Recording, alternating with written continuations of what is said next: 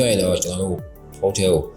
email e-wallet ဖွင့်လိုက်ပြီဆိုတာနဲ့ဒီလိုမျိုးစာမျက်နှာကိုမြင်ရပါမယ်ပြီးတော့ကျွန်တော်တို့ဒီနေရာမှာ login ဆိုတဲ့ဟာလေးကိုနှိပ်ပြလိုက်ပေါ့နော် login ဟိုဟာလေးကိုနှိပ်ပြလိုက်အနေနဲ့တော့ဒီမှာပါကျွန်တော်တို့အကောင့်ရှိပြီးသားဆိုရင်တော့ဒီနေရာမှာ login ပြောင်းဝေးကဲပြီးကျွန်တော်တို့ password ပါလေးမားတာမျိုးပဲဖြစ်ဖြစ်ဆိုရင်လည်းဒီနေရာမှာပဲပြန်လုပ်ရပါမယ်အဲ့တော့ဒီနေရာမှာပြန်ဝေးပြီးတော့ password ပြန်ချက်ပါတော့ကဲပြီးကျွန်တော်တို့ကအခုမှအကောင့်ဖွင့်မယ်ဆိုရင်တော့ no အကောင့်ပေါ့နော် apply for now ပေါ့ဗျာဒီဟာလေးကျွန်တော်တို့နှိပ်ပြလိုက်ပြီးတော့ဒီနေရာမှာကျွန်တော်တို့ရဲ့ passport ထဲမှာတုံးထားတဲ့နာမည်ရဲ့ပြီးတော့ကျွန်တော်တို့ရဲ့ဟုတ်လက်ရှိကျွန်တော်တို့ရဲ့ဖုန်းနံပါတ်ထည့်ပေးရပါမယ်ဒီနေ့မှာဆိုတော့ကျွန်တော်တို့က passport เนาะ passport မှာကျွန်တော်တို့ရဲ့ဒီနေရာမှာအောက်မှာဆိုရင်တော့ကျွန်တော်တို့ရဲ့ passport number ထည့်မယ်ပြီးတော့ကျွန်တော်တို့ရဲ့မွေးနေ့ထည့်မယ်ဒီအောက်မှာဆိုရင်တော့ကျွန်တော်တို့ကမြန်မာကိုရွေးပေးလိုက်ပါဒီမှာတော့ကျွန်တော်တို့ရဲ့နေရာလိပ်စာပါနေရာလိပ်စာမှာကျွန်တော်တို့အပေါ်နဲ့အောက်အပေါ်မှာပဲအကုန်လုံးထည့်လို့မရဘူးเนาะအဲ့တော့ကျွန်တော်တို့အပေါ်နဲ့အောက်ခွဲပြီးတော့ထည့်ပြီးရင်ဒီမှာကျွန်တော်တို့နေတဲ့မြို့ဒီအောက်မှာတော့ကျွန်တော်တို့ပီနတ်ဆိုပီနတ်အကျိုးဆိုကျိုးကေဆိုကေပေါ့နော်ဒီအောက်မှာတော့ကျွန်တော်တို့ရဲ့စာတိုက်ကုတ်ပါ please setter ပေါ့နော် please setter ကိုကျွန်တော်တို့နေလိုက်တာနဲ့ဒီလိုမှာပါအဲ့တော့ဒီမှာကျွန်တော်တို့နဲ့ကန့်ညီတဲ့ဟာတစ်ခုရွေးကန့်ညီဟာကိုရွေးပြီးဆိုတာနဲ့ဒီမှာကျွန်တော်ဆွဲတော့ဒီမှာကျွန်တော်ရွေးပြီးတော့ပြီပေါ့နော်ကျွန်တော်ရွေးပြီးတော့ဖြစ်တဲ့ကြောင့်မလို့ဒီမှာကျွန်တော်တို့ရဲ့အဲ့ဒီနေရာမှာကျွန်တော်တို့ရဲ့အလုပ်ဥပမာစိတ်ရဆိုရင်စိတ်ရနောင်မယ်ဆက်တော့ဆက်နောင်မယ်တဲ့ပေါ့နော်ကျွန်တော်တတိနောင်မယ်လို့ထည့်ရင်တော့ကျွန်တော်အဆင်မပြေဘူးအဆင်မပြေပါဘူးအဲ့ကြောင့်မို့ဒီနေရာမှာကျွန်တော်ရေးထားတဲ့ပုံစံပါပြီးတော့ဒီနေရာမှာတော့ကျွန်တော်ကတော့ no ပဲကျွန်တော်ထားလိုက်တယ်ပြီးရင်ဒီမှာကျွန်တော်တို့ရဲ့အမြဲတမ်းသုံးနေတဲ့ Gmail ပေါ့နော် Gmail ထည့်ပါပြီးဒီအောက်မှာတော့ကျွန်တော်တို့လေဒီအနည်းဆိုင်မှာရှိတဲ့ကျွန်တော်ဒီနေရာမှာအကယ်မသိဘူးဆိုရင်တော့ကျွန်တော်တို့ Google မှာကျွန်တော်တို့ရဲ့အနည်းဆိုင်ရရှိတဲ့ဒီ code တစ်ခုရေးစားလိုက်ပေါ့နော်မေးပေးနေပေးတဲ့ဟာပေါ့နော်အဲဒါတော့ထည့်ရပါမယ်ဒီနေရာမှာအဝါရောင်းလေးပဲနေပဲเนาะအားလုံးကကျွန်တော်တို့ကနောက်ဆက်သွားဖို့ဆိုရင် continue ပဲနေပါမယ်အနောက်ပြန်သွားလိုက်ပေါ့နော်ပြီးဒီနေရာမှာလည်း continue ပဲနေကျွန်တော်တို့ရဲ့ passport ကိုတက်ပေါ်ရရပါမယ်အဲတော့ဒီမှာပြီးရင်ကျွန်တော်တို့ continue ပြီးတာနဲ့ဒီမှာအပေါင်းလေးခဏလေးပေါ့နော်အဲ့ဒီဟာလေးနေလိုက်ပြီးရင်ဒီမှာကျွန်တော်တို့ရဲ့ passport တက်ပေါ်ရရပါမယ်အဲတော့တက်ပေါ်ရတဲ့အချိန်ကျရင်ကျွန်တော်တို့ကသူပေးထားတဲ့မီးကြောင်လေးကိုဒီချာချာလေးရိုက်ဖို့လိုအပ်ပါတယ်။ကြည့်ပြီးမရဘူးဆိုရင်တော့သူတို့နောက်တစ်ခါထိုင်ခိုင်ပါတော့အဲ့လိုမရသူရိုက်ပြီးရင်ကြီးလေပြတ်သားစွာမြင်ရပါမယ်။ဝါဝီဝီလေးမရဘူးပေါ့နော်။ပြီးတော့ရင်နောက်ဆက်အနေနဲ့တော့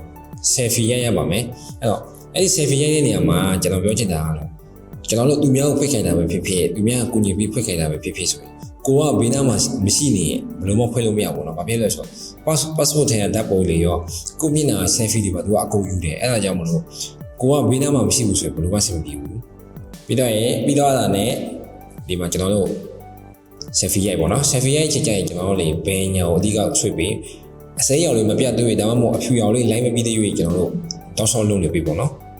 ်ပြီးတော့ကျွန်တော်အလုပ်ပြီးသွားပြီဆိုရင်ကျွန်တော်တို့ရဲ့ passport က okay လားမ okay ဘူးလားပေါ့နော်ပြီးတော့ကြည့်ပြီးကျွန်တော်တို့ကထိုင်ရမယ်ဆိုတော့ဒီအောက်အစိမ်းရောင်လေးနေပြီး okay ဆိုတော့ကျွန်တော်အပေါ်အဝါရောင်လေးပဲနေလိုက်ဗျာအဲ့ဆိုတော့ရတယ်ဒါကျွန်တော်ရှိမှရေးခဲ့တဲ့ကျွန်တော်ရဲ့ passport ကိုပြန်ပြရတယ်ပေါ့နော်ဒါကတော့တောင်မတူဘူးပေါ့နော်ကျွန်တော်ကတော့ no ပဲယူရတယ်ပြီးတော့ကျွန်တော် continue ပဲပေါ့နော်အားလုံးက continue ပဲနေရပါမယ်ပြီးတော့ဒီနေရာမှာကျွန်တော်တို့ OTP ကြမှာပေါ့နော်အဲ့တော့ကျွန်တော်တို့ OTP ပဲနေလိုက်ကျွန်တော်ဖုန်းထဲ OTP ဒီထဲမှာပြတ်ထည့်ပေးနော်အဲ့တော့ဒါလေးကတော့လွယ်လေးပေါ့နော်ဒါပေမဲ့ကျွန်တော်တို့အခုလုပ်နေတဲ့ဟာအားလုံးလုံးဝမမားအောင်တိတိကျကျလေးဖြည့်ဖို့လိုတယ်ပေါ့နော်ဒီနေရာမှာကျွန်တော်တို့ရဲ့ user name ပါအဲ့တော့ user name အရင်ရေးကြည့်ပါတယ်ဖြစ်နေပြီဆိုရင်တော့ကျွန်တော်တို့ရဲ့ user name တွေအားလုံးကိုစာနဲ့ရေးချထားပါပေါ့နော်password okay password နေရာမှာလည်းကျွန်တော်တို့ကဒီမှာကျွန်တော်တို့က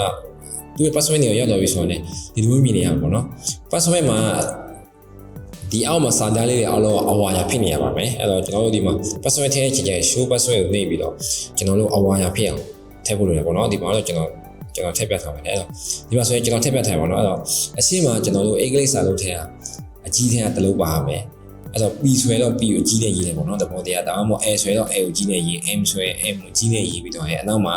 ကိုယ့်ရဲ့နာမည်ပြထည့်လို့ရတယ်ဒါတဘောပေါ့နော်အဲ့တော့အဲ့မျိုးထည့်ပြီးတော့ရင်ကျွန်တော်တို့ A ကလေးကနန်းတင်းရနေ3ညထိကို6ခုပါမယ်အဲ့တော့ဒါကတော့ကိုယ်နန်းလေးတွေထည့်ပြီပေါ့နော် A ကလေးနံပါတ်6 6လို့ပါပါမယ်ပြီးတော့ရင်ကျွန်တော်တို့အနေနဲ့နောက်ဆုံးမှာစာလုံးအကြီးအသေးတစ်ခုခုထပ်ထည့်ပြီးတော့ပြီဆိုမှကျွန်တော်တို့အနောက်မှာဒီ star လို့ဘာလို့ဒီ special ပုံစံမျိုးနဲ့နောက်တစ်ခုထပ်ထည့်ရပါတယ်အဲ့တော့အကောင်းဆုံးတော့ဒါကကျွန်တော်ဥပမာပြပြတာပေါ့နော်အကောင်းဆုံးတော့ဒီနေရာမှာအဝါဖြစ်အောင်ကျွန်တော်လိုက်ချက်အပေါ်နဲ့အောက်တူရမယ်အားလုံးအဝါဖြစ်နေမှာအဆင်ပြေပါမယ်မဟုတ်ရင်ကျွန်တော်တို့ဒီအဆင့်လောကကျော်လို့မရဘူးပေါ့နော်အဲ့တော့ဒီနေရာမှာကိုချဲတဲ့ password တွေကိုမမေ့ချင်ဘူးဆိုရင်တော့စာနဲ့ရေးချတာပို့ပြီးတော့ကောက်ပါနဲ့ဒီမှာဆိုရင်ကျွန်တော်တို့ဓာတ်ပုံတင်ရမှာပေါ့နော်ဓာတ်ပုံမတင်လို့မရပါဘူးအဲ့တော့ကျွန်တော်တို့ရဲ့ဓာတ်ပုံတွေပုံဒီမှာထည့်ပေးလိုက်ဒါကျွန်တော်တို့ရဲ့ဓာတ်ပုံကိုတူပေးရတယ်ပေါ့နော်ပြီးတော့ရင်ဒီနေရာမှာဒီ security code လည်းရေးကြည့်ပါတယ်အဲ့တော့အဲ့ဒီ security code လည်းဖိနိုင်မယ်ဆိုရင်တော့စာနဲ့ရေးချပြီးထားတာကောင်းပါတယ်အဲ့တော့အားလုံးစာနဲ့ရေးချထားပါတော့ဒီမိကော3ခုမှလည်းကျွန်တော်တို့မဖြေလို့မရပါဘူးအဲ့တော့အားလုံးကိုကျွန်တော်တို့ဖြေဖို့လိုပါတယ်ဒါကတော့ကျွန်တော်ရေးထားတဲ့ပုံစံပေါ့နော်အားလုံးကိုဖြေရပါမယ်ပြီးတော့ရင်ကျွန်တော်တို့ဖြေထားတဲ့ဟာဒီဟာပတ်သက်မြတ်ရေးထားတဲ့မြတ်အားလုံးကျွန်တော် note မှာမှတ်ထားအကယ်၍ကျွန်တော်တို့ password မိတာပဲဖြစ်ဖြစ်တခုခုဆိုရင်ကျွန်တော်တို့ဒါတွေသူပြန်လို့တယ်ပေါ့နော်ပြီးတော့ဒီနေရာမှာတော့ကျွန်တော်ကတော့ skip ပဲလုပ်လိုက်ပါနဲ့ဘာလို့ကျွန်တော်ဘူးမဟုတ်ကိုယ့်အကူဖြေတဲ့ကိုယ့်အကူဖွေးတဲ့ဟာဖြေတဲ့တွေ့ကြမလို့ပေါ့နော်အဲ့တော့ကျွန်တော်တော့ skip ပဲနေလိုက်တယ်ဒီမှာဆိုရင်တော့ကျွန်တော်တို့က top out လိုက်အောင်လိမ့်မနာဒါမှမဟုတ်နောက်တော့ပြီးသွားပြီအဲ့တော့ကျွန်တော်တို့နောက်ပဲနေပေါ့နော် later နေပေးလိုက်လေရ later နေလိုက်ပေါ့နော်ဟိုဒီ pin နဲ့မခံပါပေါ့နော်အဲ့တော့အဲ့ဒီ page ကျွန်တော်တို့တိတိကျကျကြီးဆိုင်ဖို့လိုတယ်ပေါ့နော်သူက password ထည့်ရတာအရင်မရတဲ့အတွက်ကြောင့်မလို့မိသွားနိုင်တယ်ပေါ့နော်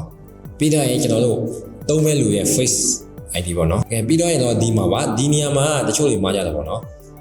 ချစ်ချစ်ခါလေးမနေနေပါတယ်ပေါ့နော်ဒီဟာလေးကိုဒီအယောင်လေးကိုနှိပ်ပေးလိုက်နှိပ်ပြီးဒီမှာ next ဆိုတဲ့ဟာလေးနှိပ်လိုက်အဲ့ဒါမှကျွန်တော်တို့ကလောက်ရောက်လွယ်ကူမယ်မဟုတ်ဘူးဆိုရင်ကျွန်တော်အစားအနေရောက်သွားပြီးတော့ကျွန်တော်တို့ password တွေမှာပဲဖြစ်ဖြစ်ဒါမှမဟုတ် security code တွေမှာလည်းဖြစ်ဖြစ်ထည့်လို့မရဘူးเนาะအဲ့လိုလိုရှိပါတယ်အဲ့တော့ဒီနေရာမှာဒီအယောင်လေးကိုထောက်လိုက်ပြီးတော့ရင်အဝါအယောင်လေးကိုနေလို့ရမှာလည်းပေါ့เนาะအနောက်ပြန်မထက်ပါနဲ့ဒါကတော့ကျွန်တော်ဖွင့်တော့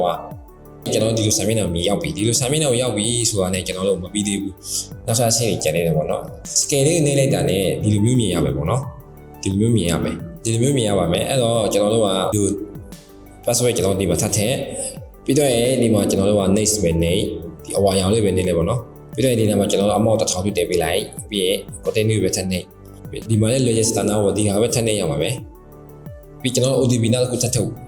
ပြီးတော့ကျွန်တော်တို့ဒီ OTP ကိုကျွန်တော်ထပ်ထည့်ပေးလိုက်ရပြီဒီမှာကျွန်တော်တို့ရဲ့ password number ကိုထပ်ထည့်ခိုင်းတယ်ပေါ့နော်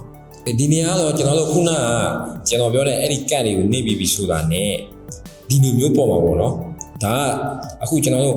ဒီလိုမျိုးမပေါ်ခဲ့ဘူးဆိုရင်လည်းကျွန်တော်တို့ဥမာ scale လေးနေလိုက်တာနဲ့ဒီလိုမျိုးနေရာလေးထပ်ပို့တယ်အဲ့တော့ဒီလိုမျိုးပေါ်ပြီဆိုရင်ကျွန်တော်တို့ကဖုန်းကိုအကယ်၍အခြေရရတော့ချင်းချင်းခေါ်လိုက်ပို့သွားတယ်ပေါ့နော်ကြာသွားရင်ကျွန်တော်တို့ဖက်နည်းနည်းလေးမိတာစားတာများနေပြီအဲ့တော့ချင်းချင်းခေါ်လိုက်ကျွန်တော်တို့ကဒီဟာ activate လုပ်ရမှာပေါ့နော်ကျွန်တော်တို့ဖုန်းခေါ်ပြီးတော့အချိန်ကြရင်ကျွန်တော်တို့ဖုန်းခေါ်တဲ့အချိန်ကြရင်ဘာသာပြန်နဲ့လုပ်ပေးလို့မရဘူးသူမေးတဲ့အချင်းလေးတွေကိုကျွန်တော်တို့အကုန်ဖြေရပါတယ်သူတို့မေးတဲ့အချင်းလေးတွေကတော့ကျွန်တော်တို့ passport ကျွန်တော်တို့ရဲ့ဖုန်းနံပါတ် passport ထဲကနောက်မယ်ပြီးတော့ရင်လူပေါ်မှာမူတည်ပြီးတော့မွေးတိတ်ကလေးကိုမေးတယ်ပြီးတော့ရင်ကျွန်တော်တို့ရဲ့ဖုန်းရဲ့ view စားပေါ့နော်ဖုန်း model ကိုမေးတယ်အဲ့ဒီမှာကျွန်တော်တို့ကဖြေနေဖို့လိုတယ်ပြီးတော့ရင်ကျွန်တော်တို့ e-wallet ထဲမှာရှိတဲ့ဒီကနက်ဆက်နယ်လုံးရဲ့နောက်ဆုံးလေးလုံးကိုသူတို့မေးပါတယ်အဲ့ဟာလေးကိုကောင်းကောင်းလေးဖြေနေဖို့လိုတယ်ပေါ့နော်ကောင်းကောင်းလေးမဖြေနိုင်ဘူးဆိုရင်သူတို့ရုပ်ခေါ်လိုက်မယ်ရုပ်ခေါ်တဲ့ချိန်ကျရင်တော့ကျွန်တော်တို့တွေက passport တက်တန်နဲ့တော့6လနဲ့ visa တက်တန်3လသို့မဟုတ်6လကိုကျွန်တော်တို့ယူသွားမှအဆင်ပြေမယ်မဟုတ်ရင်တော့မရဘူးအဲ့တော့အကောင်းဆုံးကတော့ကျွန်တော်တို့ဒီကနေသူမေးတဲ့ဟာတွေကိုစားနဲ့ရေးချပြီးတော့ရင်တစ်ချက်ချင်းဖြည့်အဲ့တော့ကိုကမလေးတို့ကအရင်နားမလည်ဘူးဆိုရင်လည်းသူတို့စကားဖြည်းဖြည်းလေးပြောခိုင်းပြီးတော့ဖြည့်ပါအဲ့ဆိုရင်တော့ကျွန်တော်တို့လည်းအဆင်ပြေပါတယ်ဒါကတော့ကျွန်တော်တို့ cat activate လုပ်ပြီးမှကျွန်တော်တို့လည်းသုံးလို့ရမယ်ပြီးတော့ရင်အဲ့ဒီဟာပြီးမှကျွန်တော်တို့ cat နေမှာလို့ရပါမယ်